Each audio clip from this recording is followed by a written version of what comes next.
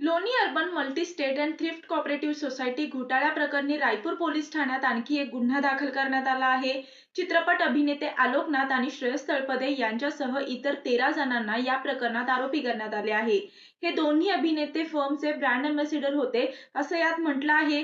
Chit fund company LUCC घोटाळ्यासंदर्भातील खटल्यावर Uttarakhand उच्च न्यायालयात बुधवारी सुनावणी झाली. उत्तराखंड राज्यातील नागरिकांचे अंदाजे 800 कोटी रुपये घेऊन चिटफंड कंपनीचे संचालक फरार झाले आहेत. या प्रकरणी CBI कडून चौकशी करण्याची मागणी करणारी याचिका उत्तराखंड उच्च न्यायालयात दाखल करण्यात आली होती. याला न्यायालयाने मंजुरी देखील दिली.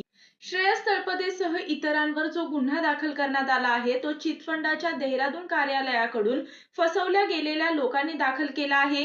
या चिटफंडाच्या कर्मचाऱ्यांनी विविध योजनांचे एजंट बनून या लोकांकडून 6.27 कोटी रुपये घेतले आणि कार्यालयाला टाळे ठोकून पसार झाले.